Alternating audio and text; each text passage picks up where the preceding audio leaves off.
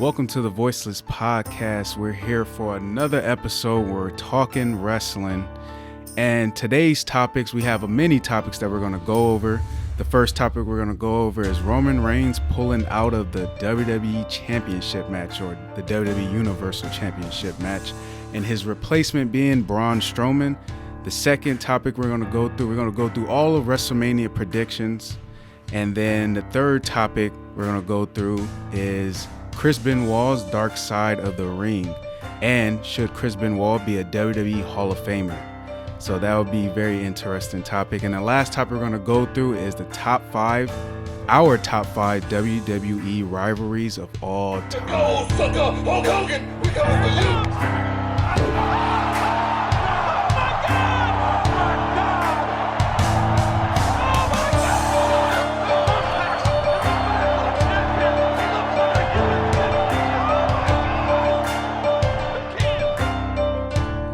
So I am your host, Meech, and we have your host down in Atlanta. Go and say what's up to the people. Yeah, it's the host on the East Coast, John Wiley. What's up, everybody? John Wiley. So this is going to be a very interesting podcast because WrestleMania is in constant changes. Everything is changing super fast. But the first topic we're going to go over is, what do we feel about Roman Reigns pulling out of the Universal Championship match against Goldberg, and Braun Strowman being his replacement? I feel that kind of an all of a sudden abrupt change, and his reasoning is for his family. He's made it for a family, and I feel like that's like a reason that he's given without much context. But hey, it is what it is. I respect this decision. Health and safety first. Braun Strowman being the man to take the job, though, I feel is a really good pick. I think Braun's totally deserving of it, especially how many times he got, given the short end of the stick when he was doing a run with Brock Lesnar. But I think this would be a good time to boost and elevate Braun Strowman. And hopefully they can make this match worthwhile, because these are two big heavyweights and two very larger-than-life kind of guys in the ring, or wherever they're going to host this match at. Yeah, the thing for me is, well, of course, I respect Roman Reigns' decision. I heard that his decision has to do with, well, of course, not only the coronavirus, but we know that his past history and how he had cancer, and then, luckily he was able to be in remission from cancer. But because of all this is taking place, and the coronavirus and possible traveling, and not only that, because he also seen that The Miz was sick, and now The Miz is not a part of WrestleMania as well, it would just put him at a higher risk of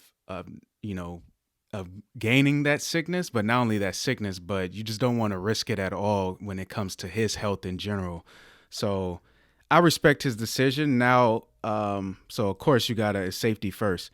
So the thing that's interesting to me about this, though, is that it seems like a lot of wrestlers are either, not going to be a part of the show, and we're going to give our WrestleMania predictions later on. So, and a lot of things is going to change. So as of now, this is actually April 1st that we're doing this podcast. But so we're going to see, if we don't know what's going to change. Everything's been changing quickly, but I do love the replacement being Braun Strowman. He seemed like he needed this a long time ago, that he will always go on these big runs, and then when he's about to receive, he be in the championship match, he will lose the match to either Brock Lesnar, or he'll just lose the match in general.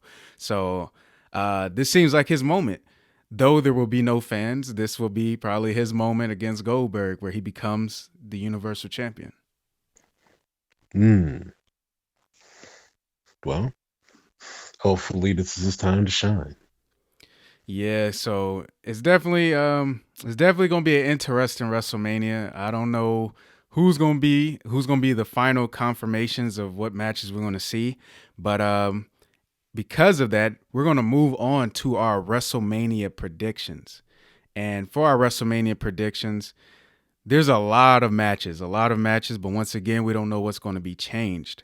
So first off, we're going to start off with the WWE Championship match between Drew McIntyre and Brock Lesnar. So go ahead and let us know your predictions for that match. It's gonna be Drew, 100%. I think this is gonna be. I've always been pictured Drew as being the guy that's gonna walk WWE forward, and he's gonna be the guy. I kind of picked him always to be that guy, to be like he's gonna be a superstar. Like, well, especially when I see him last year when he wrestled Roman Reigns. I just wish that his moment is gonna be bigger and better than what it's going to be due to the fact there are no fans and they're probably going to be hosting it in a way smaller venue.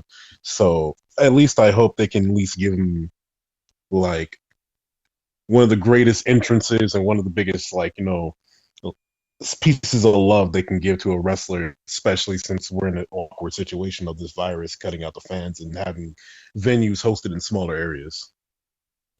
Yeah, that's why that was when we talked about this last week. That was the reason why I said WrestleMania should be canceled. It's just because WrestleMania is such a grand event. It's such a big event that you to have WrestleMania without the fans, you kind of ruin these big moments. Like last year when we had Kofi Mania.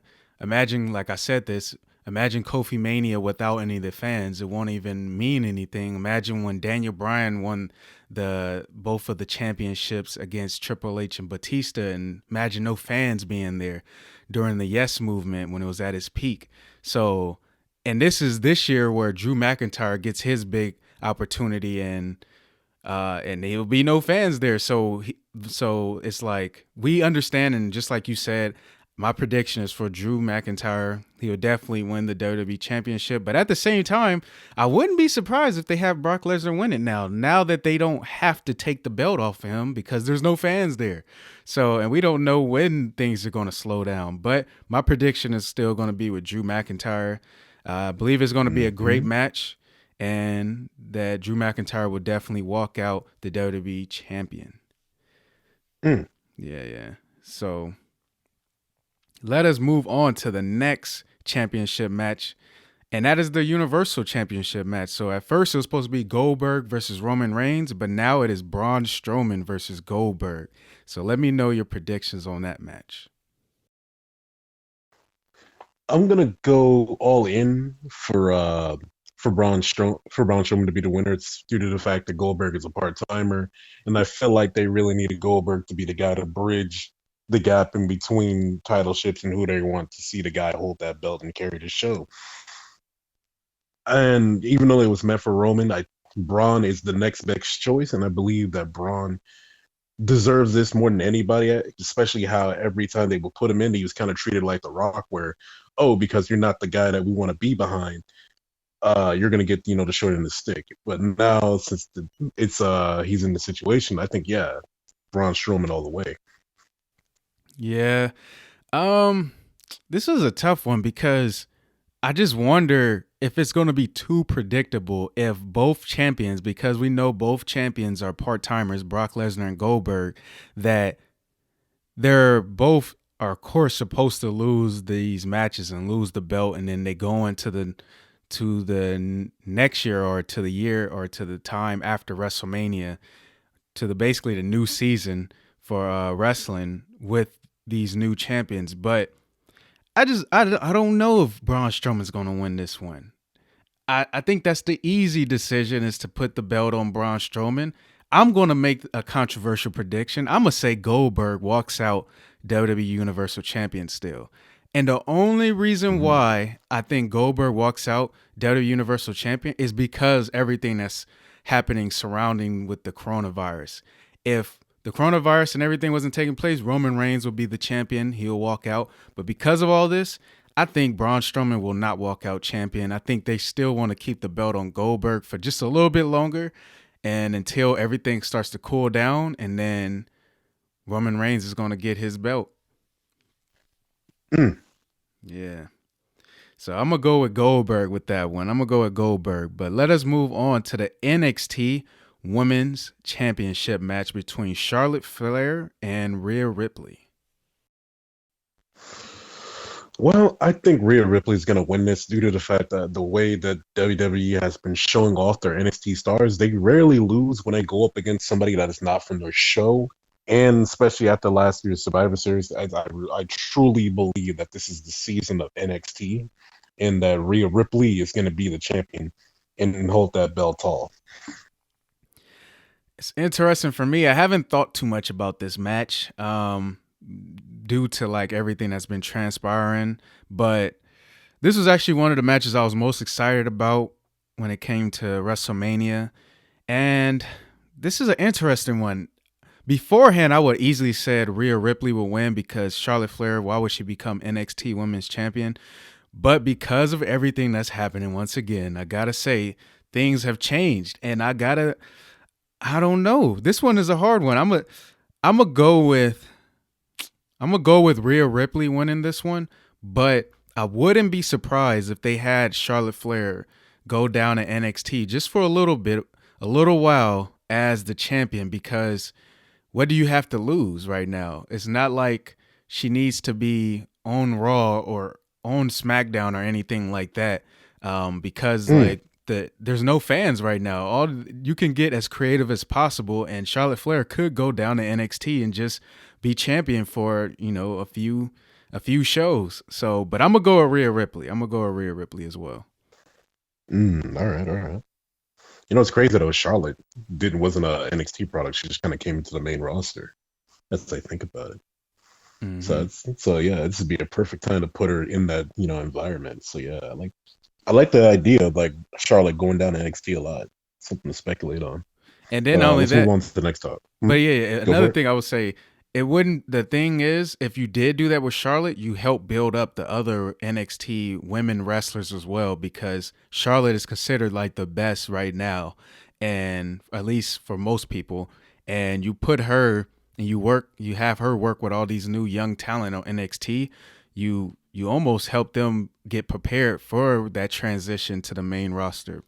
But let us move on to the Raw Women's Championship match between Shayna Baszler and Becky Lynch. Well, Becky Lynch has had this title for a year almost. No, as I think about it, for almost exactly a year. Mm-hmm. I think it's time for her to come up off that belt. Mm-hmm. Or if not, if she doesn't lose that belt, they're trying to make her the woman that has held the belt the longest out of all the superstars if she doesn't lose at WrestleMania. And it's looking like it might be the case, especially how this virus is affecting things. But I still have this dark feeling that this is the season of NXT, and so far they need a women wrestler who's a villain and can fill the role really well. And that's something that's kind of been lacking across the WWE roster, which is like you need a real super intimidating villain, not just one who talks it. One that shows it off in the ring really well and is mad aggressive. So I think Shayna Baszler is going to be the woman to be the one to win and get that belt. But Becky might be the one who might hold on and she might break that record. What do you think, D? This is a interesting one as well. I feel like everything has changed, but this is easy. My first prediction would have easily been Shayna Baszler, but due to everything that's transpiring, and I'm gonna continue to say that throughout this podcast, it makes me feel like things have to be a little bit different. So it's interesting because to me, is if Becky Lynch loses, then I wonder, what do you do with Becky Lynch? Like, do you just continue the rivalry between Shayna Baszler and Becky Lynch, which you can do, but it's like it's a tough one, because to me, Becky Lynch is at her like she's in her prime. She's at her peak. The fans, well, we don't even know what the fans are giving her reactions to right now, but the fans love her. But it's like you have her lose right now, then it's like, okay, what do you do? Do you have her beat Shayna Baszler right after and gain the championship back, or do she just continue losing in the rivalry until a new rivalry start up? So for me, I'm gonna say that, but also Shayna Baszler should win because she's on a roll as well. So this is a tough one for me. I'm gonna go with Becky Lynch. I'm gonna go with Becky Lynch on this Mm, one. I'm gonna say that they're gonna bold. continue the belt on. They're gonna keep the belt on Becky Lynch, and then maybe in the next pay-per-view, Shayna Baszler will defeat Becky Lynch for the Raw Women's Championship, but I'm gonna keep it with Becky Lynch for now. I think that's a hot take, but I respect that. Yeah, because it's difficult because I don't know. It's everything is so different right now. Everything is changing so much. So it's like I don't really know what it's like. They can do anything with this WrestleMania pretty much, and you ain't gonna hear no boos or cheers. You probably just gonna see tweets and then post being like, "This WrestleMania was terrible. What was happening?" So I don't know, but Oh my god. but let us move on to the SmackDown Women's Championship match with Bayley versus Sasha Banks versus Lacey Evans versus Tamina versus Naomi. Wow, that's a lot of people in that ring. And you know, it's oh man, I feel like this is like a last minute decision because I feel like there are way too many occupants for this kind of match to happen. And on top of that, though, you did kind of call it Sasha Banks versus Becky Lynch. Not Becky Lynch. Versus her tag team partner Bayley. Yeah. And yeah, Bayley. And we got it. It's just not the way we thought it would happen. I feel like there are too many occupants, especially when you add people like Tamina to the group. But Naomi should be there as well.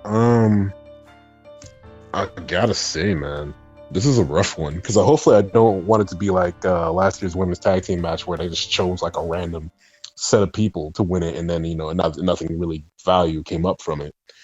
So I would say I hope Sasha Banks wins because I feel like that would be the more entertaining victor. And then while the story is going through her or the camera's going through her, I feel like it'll make a much more entertaining storyline.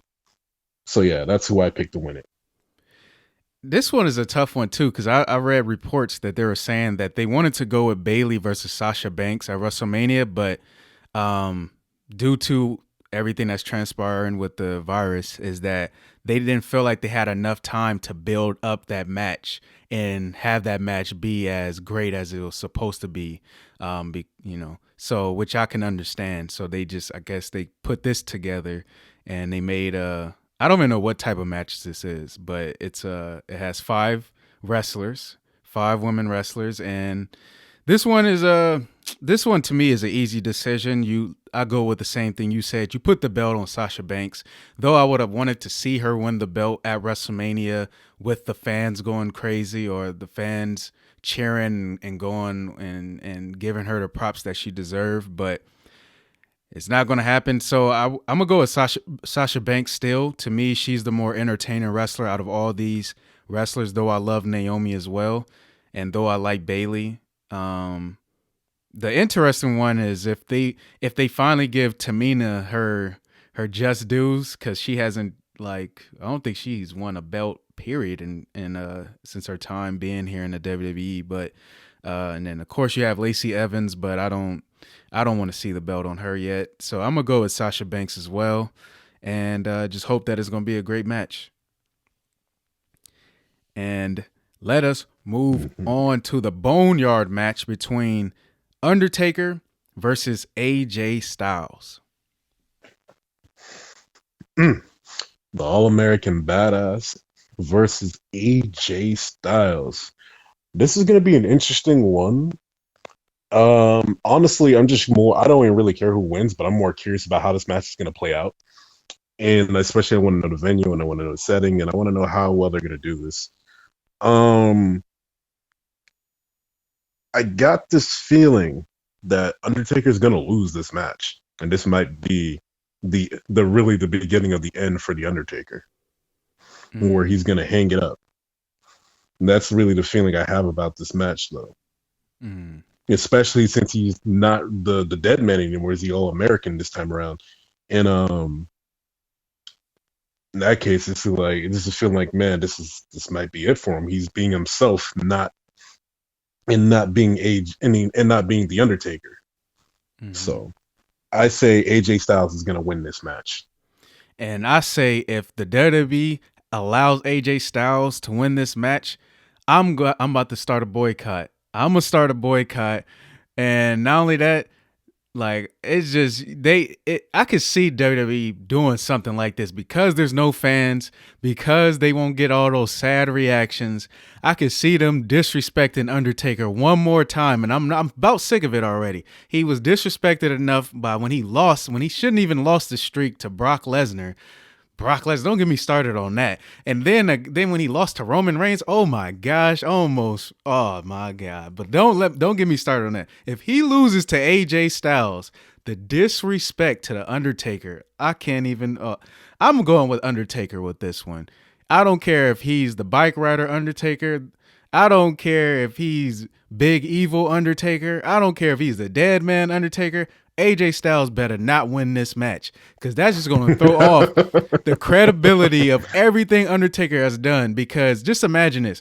Undertaker has beaten Shawn Michaels, retired Shawn Michaels. You telling me AJ Styles can beat The Undertaker and Shawn Michaels couldn't do it? Triple H couldn't do it? All those greats couldn't do it? And you going to tell me AJ Styles in that Boneyard match, which I have no idea what the Boneyard match is? I don't care if Undertaker's Big Evil, which I do love, because I did want to see Undertaker come out again. We're not even going to see it because we don't even know if this is going to be like where they going to do this match at. But I would have loved to see Undertaker come out again on that motorcycle. I've been watching some old WrestleManias, seeing Undertaker with this character, Big Evil. But Undertaker better not lose this match. He better not lose this match. I'm telling you, WWE, I'm coming after you if he loses this match. I'm coming after you. So let us move on to, well, at first this match was supposed to be The Miz, John Morrison versus New Day versus the Usos, and a tag team ladder match for the SmackDown Tag Team Championships. But now, as of now, we don't know if this match is still going to happen.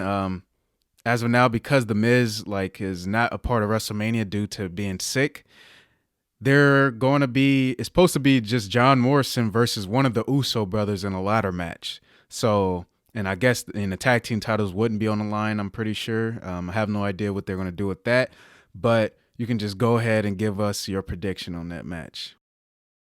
Well, seeing that one of the tag team champions is not being able to perform due to an illness, I feel that either A, this would be a great time to put in a last minute, tag team partner or add a tack on something to the characters, or B, flat out cancel the match. And even if, say, for instance, John Morrison and The Miz were going to be their tag team up, I still think they're going to win the match and go on to the next one. And that's what I got to say about that. Yeah, so I just think I'm an advocate of canceling that match. I'm just an advocate. Just cancel it. It was going to be great. I would have loved to seen the New Day Usos, Miz and John Morrison ladder match for the SmackDown Tag Team titles. That would have been a great match. You always know you need at WrestleMania, you need one of those tag team ladder matches. But yeah, if it's just John Morrison versus one of the Usos, I'm gonna still go with I'm still gonna go with the Miz and John Morrison, or just John Morrison. Yeah, and hope that match will be great. To me, you just cancel it though, and let us move on to the Raw Tag Team Championship match. And we don't even know if this match is still going to happen because with Montez Ford, and we've been hearing about his injuries, but as of now, it's supposed to be for the Raw Tag Team titles, the Street Profits versus Austin Theory and Angel Garza. So Austin Theory and Angel Garza. Yeah. Austin Theory. Yeah, I don't even know who Austin Theory is. Sorry, I got to do more research on that guy. But yeah.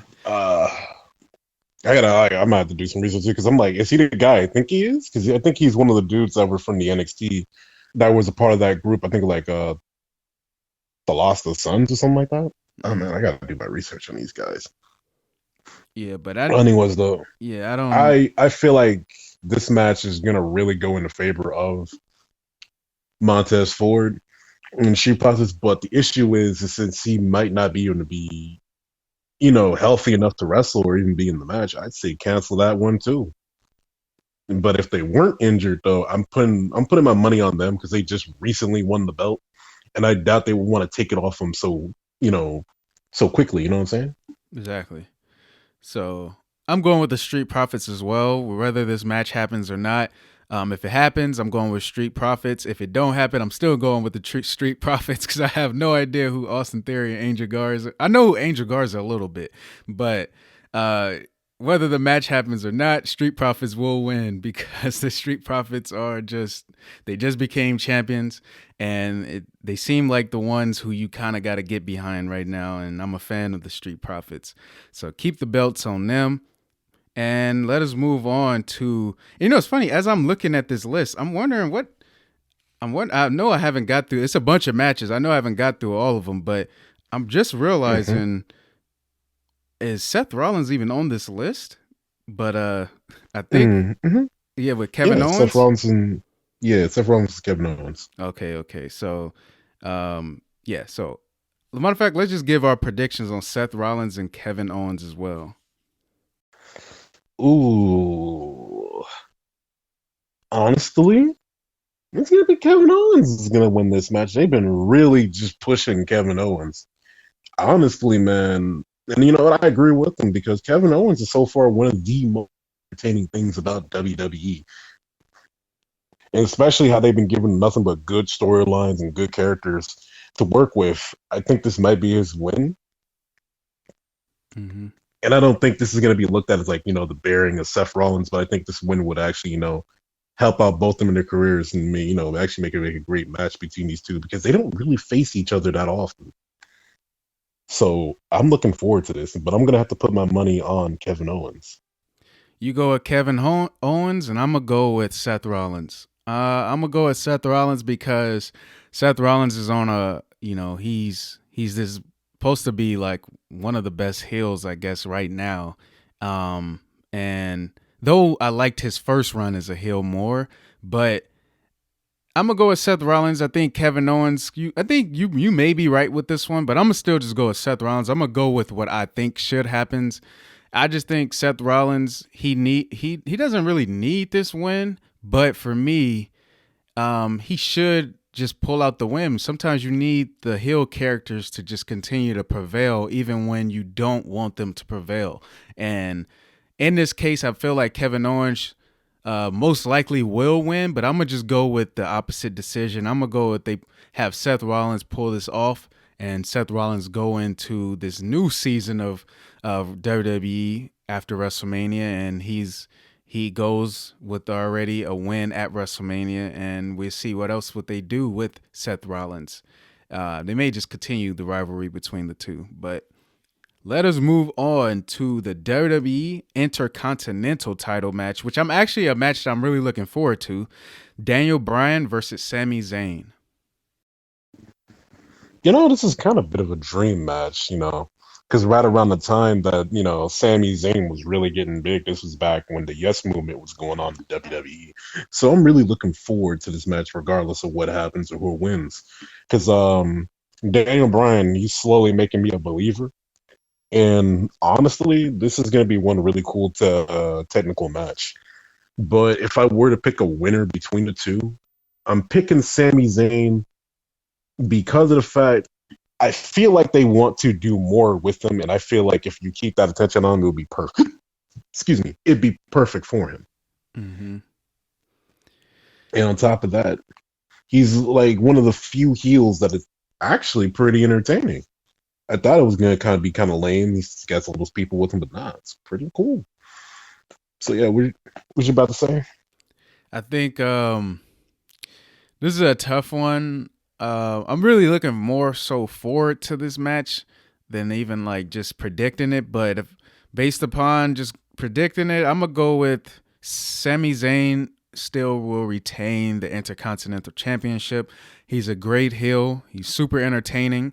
Though I can see Daniel Bryan also winning this match, I'm going to go with Sami Zayn because that's what I hope to see. I don't hope to see that they give him the championship and then have him lose it right away. So they need to keep this belt on Sami Zayn, keep his rise continuing as being like a great heel, and you got to have him win at WrestleMania. So, and beating Daniel Bryan will be great for Sami Zayn. Let us move on to the WWE Women's Tag Team Championship match. Alexa Bliss and Nikki Cross versus Asuka and Kairi Sane. Honestly, I truly believe Asuka and Kairi Sane should get the belt due to the fact every time that Asuka's been around, she's been getting like honestly just no love, and they've been like using her to be like a stepping stone for people. I feel like this would at least help her out because she's looked at to me, in my opinion, like as kind of like a weak competitor. Like people just kind of just set her up to be just to lose. So I really hope she wins, and I also hope Kairi Sane wins this because one, they're two great wrestlers, and two, they kind of need something to help elevate them and keep them to keep them afloat. Before I just start thinking, man, they're looking like to be jobbers and they're on their way out of the company. Mm. So yeah, that's who I think who should win that match between the two with the tag teams. The interesting thing for me is I don't know who's the women's Raw Tag Team Champions right now. So I'm gonna say, Oh, is it Asuka and them? I thought they were champions, right? Asuka and Kairi Sane. Like, because what's it called? What's it called? If I'm not mistaken, it was Alexa Bliss in them. was it? Because I don't remember when Alexa Bliss and Nikki Cross won the championships. Like, I remember they were champions a while back, but I thought Asuka and Kairi Sane was champions because weren't they champions when Charlotte and Becky Lynch faced them, and they still retained the championship belts. That's how you know that we haven't seen them do much with these Raw Tag Team Champions, that we don't really know who's the champions right now. But I think we may have to do. Yeah, I just looked it up. My bad. So yeah, it's Kairi Sane and Asuka, but that's how you know it's like, huh? They have the belt? Exactly. It don't feel like it. Exactly, because they haven't done much with the Raw Tag Team Championships, Women Tag Team Championships since or it's not even the Raw Women's Tag Team Championship. It's the Women's Tag Team Championships, and they haven't done much with it since they brought it, since they first debuted them. So yeah, and to give you like a great lineup of it to make it like just put on point. The last two pay-per-views, right? Asuka has been in a separate match away from Kairi Sane. Mm-hmm. That's how and they're supposed to be tag team champions. So I'm just like, man, no wonder I was having a problem trying to figure out if they had the belt or not even. Exactly. So I'm going to still go with my predictions. Man, they always give Alexa Bliss the championship. So I'm going to go with Nikki Cross, and Alexa Bliss is going to win the Women Tag Team Championships. Though I want to see it still on Asuka and Kairi Sane, or Kairi Sane. And at the end of the day, I mean, we don't really see the Women's Tag Team Championships too much anyway. But I think they're going to put it on Asuka. I think they're going to put it on Alexa Bliss and Nikki Cross because they seem like the ones that they believe, at least the company may believe, that they can get behind to push the most. And though I love Asuka and Kairi Sane though too, but I got Nikki Cross and Alexa Bliss. And we're gonna move on to, and this is a long card. That's why WrestleMania is, I guess, being split into two. We're gonna go to the last man standing match between Edge and Randy Orton. I mean, this should be a no-brainer. It's gonna be Edge who's gonna win this match. Mm-hmm. And honestly, the reasoning why is because Edge only gets a couple matches in his contract, and he's trying. And it sounds like they're trying to give him as much spotlight as possible. And honestly, this would be great to help build up Edge and his big comeback. So on top of that, I feel like this is going to be Edge's match to win, even though only Orton's probably going to put on a really good show. Orton's pretty healthy. Orton's pretty, I want to say, consistent as a superstar. But yeah, this is going to be the Edge show, man. I'm just going to win this one.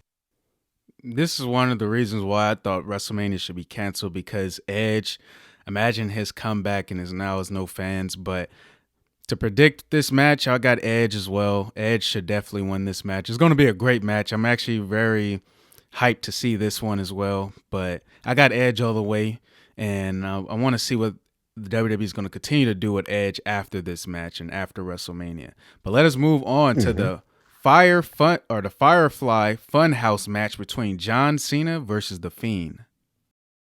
First of all, I need to know who came up with the name of that match. That sounds nuts. I have no idea what that match is Um, about.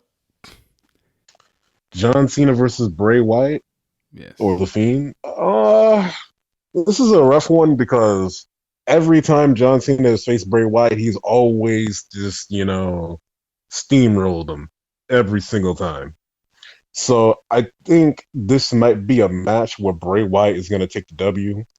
Because I know probably the way John Cena sees it, this is probably like his big way of being like, I'm giving back to the company. I want to elevate this heel.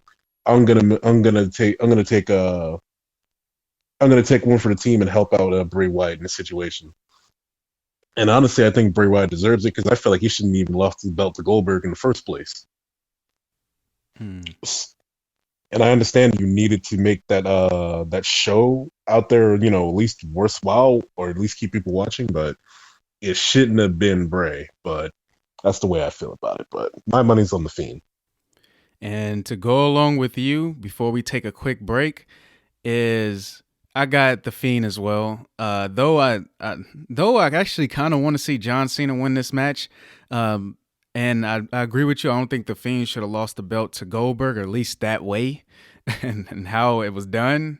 Don't get me started on that jackhammer. But The Fiend, yeah, I think, yeah, for sure, he should win this match. John Cena don't really need to win this match, and you could easily go with The Fiend. And plus, this match is pretty much designed for The Fiend. I'm assuming it's called Firefly Funhouse. So if he loses that match, you are pretty much just burying The Fiend right there. How do you lose in his own type of match? So, and then you just had him lose to Goldberg. So The Fiend will definitely have to win this match. I'll be shocked if he did not win this match. And before we take a quick break, let's give our 3 quick predictions on these 3 matches that almost don't need to be on the card in a sense, but we're going to just keep it real. We got Aleister Black versus Bobby Lashley, and we don't know if that match is still confirmed, but Aleister Black versus Bobby Lashley. Aleister Black has been on a hot win streak, and on top of that, it seems like they really wanted to win to really come up in the WWE. I got Aleister Black as well. I think that match will be great, but I think it definitely deserves more of a build-up. We're going to move on to Elias versus King Corbin.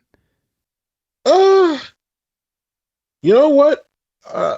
Elias kind of has that Kofi Kingston movement going with him, so I'm gonna give my money on Elias because a lot of fans are really behind Elias anytime he does anything. Mm-hmm. I'm gonna go with King Corbin because he's been taking so many L's right now, and they gotta soon give some of these heels some wins, or these heels just gonna die out. Like it's just not gonna be something believable, or they just not gonna mean much. So you gotta have sometimes you gotta have the heel prevail, and I'm going with King Corbin. And then the last match we're gonna predict is Otis versus Dolph Ziggler. I don't even know why that's on the card, but all right. Shoot. I was looking at my thing, like checking all the matches. Like I didn't even know that was on the card. It may not be. It may Dolph. not be on the card. I'm saying Dolph Ziggler then. The reasoning being is that it's like Dolph just needs to be built up a little bit more and to be a proper heel. Even though he's been around for forever, he's always kind of known as that guy to make other people look good. So I think this is his match to win. I got Otis winning this match because it seemed like the fans are behind him, but we won't even know because the fans won't be there. But I still got Otis. Otis will take out Dolph Ziggler. They don't ever give Dolph Ziggler any wins most of the time. So I don't expect it to happen at WrestleMania. So they're gonna continue to dog Dolph Ziggler like he's been getting dogged for a minute now. So his whole career has been dogged. His whole career has been getting dogged, and it's not going to stop at WrestleMania. So I got Otis. So we're going to take a quick break, and when we come back from the break, we're going to go over our main topics, which is Chris Benoit, Dark Side of the Ring, the documentary that recently came out, and our top 5 WWE rivalries of all time to cap off the show. So we'll be back And we're back from the break, and now we're going to go over our last two topics of the show, which is Chris Benoit, Dark Side of the Ring, / should Chris Benoit be a WWE Hall of Famer? So let us start off with that topic. Tell me what you thought about that documentary. I like the documentary. It kind of put a light on the people that were really affected by it, which was, his son that was not present at the murder, and his wife's sister, Nancy, and then the people who are close to the family, like Chavo Guerrero and Vicky. This doc was really more about them and how their husbands were connected in this whole story, and you learn about the relationship between Eddie Guerrero and Chris Benoit, and how Chris Benoit really depended on Eddie a lot. Mm-hmm. And when Eddie tragically passed in, his hotel due to heart disease, it tore Chris Benoit to pieces at that point. And at that point, this is when truly the downward spiral of Chris Benoit happened. And this is when, like, he was starting to act weird, act funny, and do things that were just completely strange. And this is when, I should have been definitely on him, because once he started acting strange and doing weird things, because he was starting to not want to be near anybody, and on top of that, he was at Vicky's house crying in Eddie's pillow and stuff like that. He was just torn to shreds, and this is when he needed time away from the business to just figure things out. At the same time, though, one thing that was not touched on properly in the documentary was that how was his body affected and how was his mental state. And honestly, it was going supremely downhill, because he was starting to distance himself and not to want to talk to people. And then on top of that, Benoit was even talking to people who were experts on concussions and CTE like that. And one guy was going to write a kind of like a piece on it, because he was blacking out during matches and not knowing what he was doing, which is the scary part. And if you watch Benoit's last couple matches, he took a couple of headshots, and I think one of them was the one to make him be lost in a train of thought. And one of the things about CTEs is like dementia and stuff like that, where it makes you and affects you in a way to where you're not thinking properly, your emotions are all over the place, and on top of that, you're going to make irrational decisions. And none of that was really touched in that pick, but I think that documentary was really more about the people that were affected. And once he did what he did, it's unforgivable. And the thing about it is, if Benoit was the only person to die on that night, he'd be just like Eddie, loved and revered. But because he took two other lives, it just makes it so much harder to pretty much, think about him and his matches. Mm-hmm. And then another thing that the documentary touches on that I think is really needed, that the WWE did a very poor job with the handling of Chris Benoit's family, because they did not offer them support. In fact, they go out to say that the only two people to come out to support from the WWE was actually Chris Jericho and Chavo Guerrero, which understandably so, because Chavo was very close to Eddie and Benoit the entire time. And in fact, Benoit actually texts Chavo and Dean Malenko, if I'm not mistaken, before that terrible night. Mm-hmm. And I think, man, I was just like, it's really heartbreaking, because the way I feel and the way I think about it is, this could have been avoided if Chris went to get some serious help, or the WWE was making a very good effort to make sure all the wrestlers can get help. Because once Eddie died, Chris was on a downward spiral and he was hurt. Mm-hmm. And the only way he knew how to deal with it was through working. And that is not a healthy thing to do, because once again, he's trying to bottle up his emotions, and he's acting funny. And then on top of that, he was taking other drugs and stuff like that. That's also, you're gonna alter your mood and like that. And it was just virtually like terrible for him. And then he pretty much became the catalyst for people wanting to get checked in on for CTE and stuff like that. Because after his death, and then the death of Junior Seau, it really put athletes' health into perspective. and what happens to them at that point. And you find out that these constant hits to the head and constant, trauma to the body like that is terrible, because they're going to be having guys who are 20 or 30 years old and having the brains of like 80-year-olds or 60-year-olds. And Chris's brain, when they analyzed it, was one of the more far-gone cases they have ever seen. And so far, the way I feel about how we should see Chris Benoit in this largescape is, I would not put him in the Hall of Fame, but I would not discredit his matches, and I would not erase them from history, due to the fact that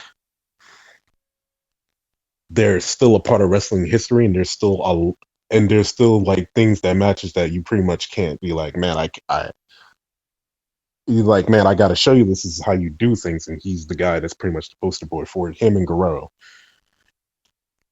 And I feel like one more thing I want to add into this is just that I find that this Dark Side of the Ring has, like, I feel like I wish they put more into the CTE and talking about how his body was, because they really chimed in on it once and didn't really want to talk about it. And instead, they really want to talk about the people who are affected, which I respect, because that's one thing that has not been any light put on.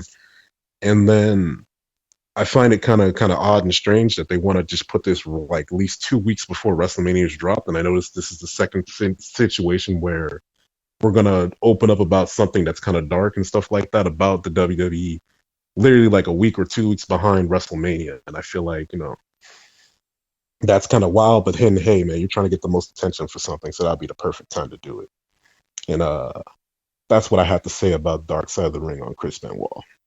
How do you feel about it, D? So the thing is, for me, I've only seen the first half so far, so I'm gonna continue to watch the second half, and I'm actually doing reaction videos to them. From what I've seen from the first half, just like you said, it seemed like everything changed for Chris Benoit when Eddie Guerrero died. So when Eddie Guerrero died, he needed to take time away from wrestling to get his mind right.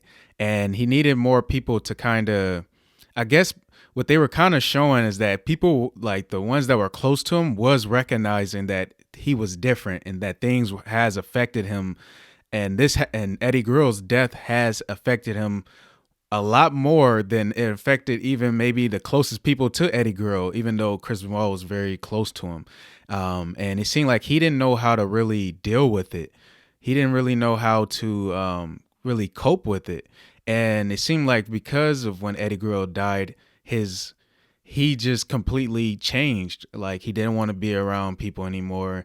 He wanted to be alone a lot more. And that's kind of more so a sign that we're learning nowadays. When you start to see people are changing, when you start seeing people are wanting to be alone a lot more, especially when a death takes place, pain changes people, death changes people. And it seemed like it changed Chris Benoit a lot.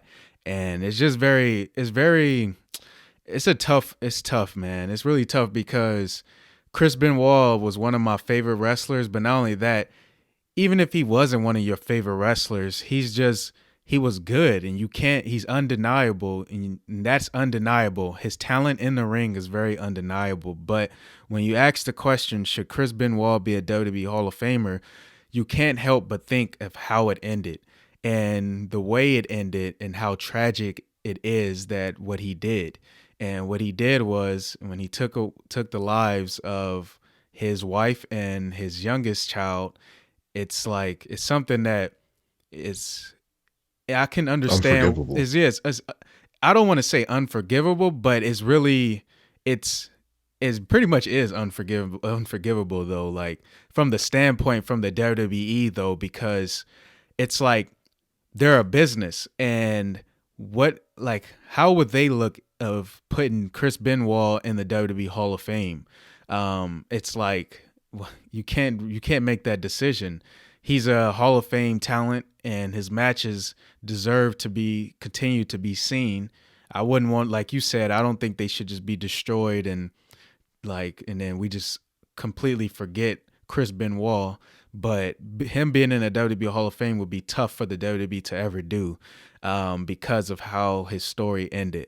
So all I can say is, just like you said in the documentary, it tells the story from the people that was most close to him, and it's something that we should all learn from, because many people are going through many different things, and suicide is a problem. But not only that, homicide and suicides is even a worse problem. So when you start to see people are changing, it's very essential that we make sure that we're checking on each other, and we seeing that everybody's doing well, because everybody's going through something every single day, and most people hide it, and most people are too strong to show it.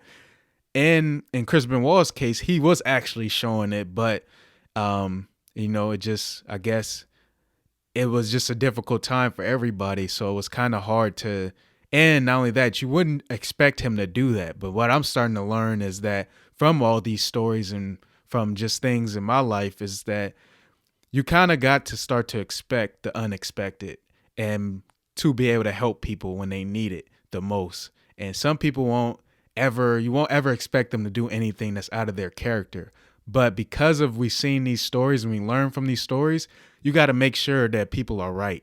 And you got to make sure that they're right mentally and everything like that, and spiritually, all those things. So, it's a great documentary, and I definitely recommend it to people to watch. But it's definitely a tough one to watch, because and then you see his oldest son, talking about it, and that one's pretty tough for me too. And it's like it's a great documentary. But yeah, I agree with you. It would be tough for the WWE to ever put him in the Hall of Fame, but he would still be, to me, recognized one of the greatest wrestlers of all time. I got one thing to throw on there. I feel like there should be like one more part included to the documentary though, because there are people who not necessarily were like super close to them, but they owe their careers to them, to Benoit, and they have like very differing opinions, and I think their opinions are very valid, because it keeps your mind open to possibilities and how we should view things among people, and not just disregard it as, oh my God, he's a terrible person for what he done. You got to understand that person and what they're going through to get a better picture and light about it. And that's going to be MVP, who owes his career to Benoit, and he actually sees the stance of it similar to how I do, is you got to understand Benoit's body, mind, and what he was going through at the time before you can cast like such judgment upon him like that. But at the same time, though, you must understand that we're not trying to celebrate it. We're trying to bring we're trying to bring things to light that are not being, that are not being put in the proper spotlight. And another person would be Kurt Angle, who felt that, they shouldn't have done the Raw tribute show so early to Benoit, especially when they didn't know the facts behind what happened that night. But Kurt Angle, once again, another guy who owes a lot of his career to Benoit and speaks highly about him. And he has a very like interesting point about it if you look it up about Kurt Angle. And that's what I have to say about that. Yeah, and that's another reason why we're talking about this too, just to end off this topic. But when you talk about these things, you ultimately want to learn from it. As everyone says, everybody knows the phrase, history repeats itself. So you got to learn from the past history. And the only way you can learn from it is when you discuss it, when you talk about it, when you bring it into light.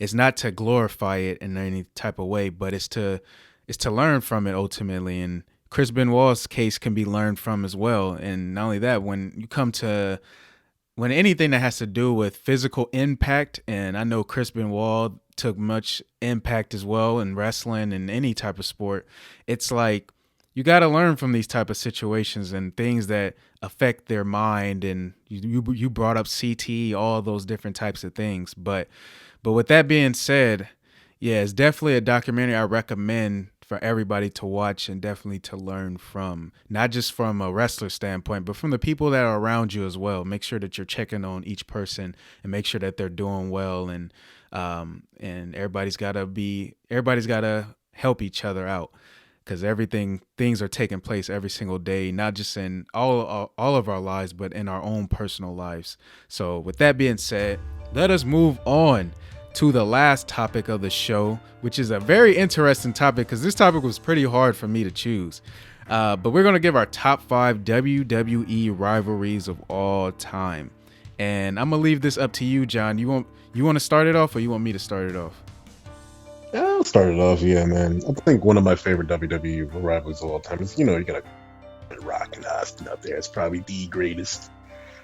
And then I'm also put in like rivalries that I like that were just like entertaining to watch through how it played out, which was Shawn Michaels versus Triple H, and then Shawn Michaels versus Kurt Angle. Can you get two very, very interesting sides of how a match can go down? Because Kurt Angle's match against Shawn Michaels is more, any rivalry with Shawn Michaels is more about like, oh man, we're two guys who accomplish so much, now to figure out who's better, and they're trying to constantly one up each other, which is a really cool match, especially if you watch that match at WrestleMania 20.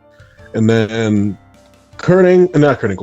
Triple H versus Shawn Michaels, the saga is always a fun one because these guys always do these incredibly brutal matches and kind of like, kind of almost personal matches the way they've kind of put them up.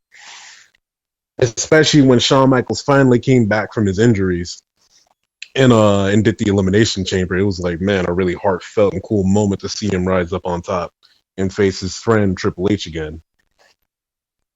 And those were two really cool ones that stood out to me. And then I would have to say another cool rivalry that I think was like probably great that isn't like really talked up much about, or because it's kind of old, is probably gonna be the rivalry between Andre the Giant and Hulk Hogan. Because you had two icons like clashing at that time. They're at the height of the world at the moment, and they're kind of looked at as myths and legends at the time. And to see them have a match is kind of crazy, and then how it kind of spilt out was pretty cool as well. And then after that, I pretty much after that is like I don't feel like anything really hits that point like it does with those of the rivalries I put out there. But what do you have? I'm curious. It's tough because like a lot of my favorite rivalries are probably not what I would say is the top 5 rivalries of all time. But so I had to kind of give an unbiased list, but part of my list as well is just my favorite. So my number 5 to start off, and this one could be interchangeable, but my number 5, I always enjoyed the rivalry between The Rock versus Triple H. The rivalry is always it's two great, phenomenal characters. The Rock, obviously one of the greatest of all time. Triple H, the same. And not only that, I was actually at the WrestleMania where The Rock came out, and when he brought Ronda Rousey into the ring, and it was almost building up to when it was supposed to be another WrestleMania match between The Rock and Triple H, where The Rock took out Triple H and all those things like that. And Ronda Rousey was about to take out Stephanie McMahon and all those things. So not only that, but just from the Attitude Era from the Attitude Era on, The Rock and Triple H have just always had a great rivalry, and I've always enjoyed it. So I'm gonna go with that being the number 5, but that one probably could be changed out for different rivalries. Like you can even think about Undertaker and Kane, their story, which is a great story. But number 4, Vince McMahon versus go for it. Oh, who you said? Vince McMahon versus who? Stone Cold Steve Austin. Exactly, which is on my list. But number 4, I'm going to go with Ric Flair versus Dusty Rhodes. So this one, you have to go and do some history and like go watch in the past.